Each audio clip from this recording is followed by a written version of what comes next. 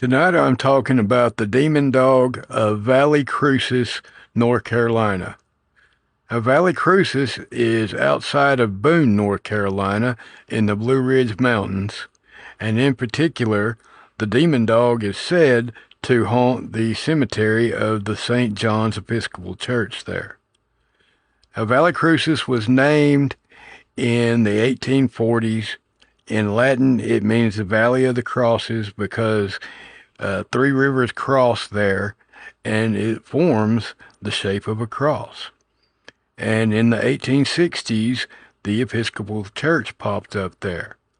And it wasn't long after that that there were some bodies discovered in the nearby woods. And it was evident that they had been mauled, that they had been attacked by a large creature, a large predator. And not long after that, there began to be reports surface amongst the locals of a massive black dog with fiery, glowing red eyes. And if you guys aren't catching where I'm going with this, it wasn't too long ago that I was talking about the church Graham. And in particular, it was around this graveyard, around the cemetery at St. John's, where this black dog is always seen. And it's said that the reverend, the minister, talked it up and told his congregants that it was the devil that had taken the form of this massive black dog. And if they didn't repent, that it was going to come after their souls. So it's kind of been a local legend ever since. There's been sightings of it. The story's been passed down generations. And for a long time, it's been thought to be a cautionary tale. A story passed down by parents to keep their kids indoors at night, or a rite of passage for local teenagers.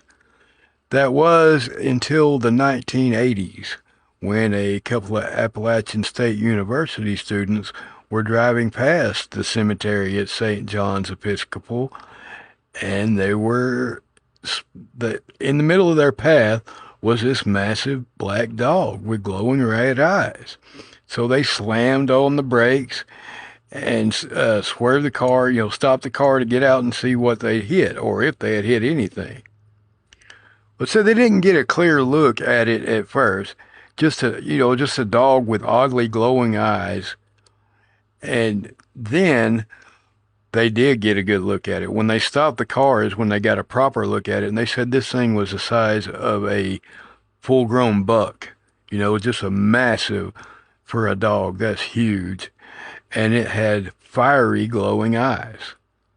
Of course, they sped away in fear from this thing, and it was going at just crazy speeds. They were going down the mountain at speeds exceeding 60 miles an hour, and this thing was just giving chase to them, keeping right up with them, until they got to the bridge that crosses the rivers there that says it can't cross the river, and it just disappeared in that story. And that was from the 1980s, but I have read at least two more accounts, and just within the past few years that these were from, also sightings of this massive black dog with fiery red eyes.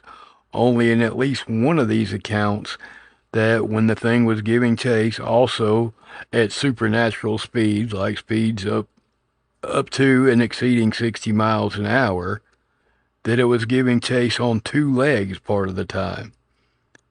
And also disappears. It can't cross the river. The sign of the cross or the running water, that tracks with a lot of legends. The sign of the cross and running water are two things that spirits or entities have traditionally said not to be able to cross. So what do you guys think about the demon dog of Valle Crucis? Do you think it's a church Graham? And why do you think that it can't cross the river there? Do you think it's because of the running water, or do you think it's because of the sign of the cross, or both? That's been the story for tonight. I hope you guys enjoyed it. If you have your own story, your own true story from Appalachia, I would love to hear it. My email is visible in my bio. You can also message it to me direct. And please share and follow, share all of that. Like, I'd really like to grow the channel as much as I can. You guys have been real supportive and always kind in the comments, and I really appreciate that. So if you've watched this far, please, yeah, just share and like, follow all of that. It really means a lot to me. Thank you guys. I hope you enjoyed the story for tonight, and keep Appalachia haunted, y'all.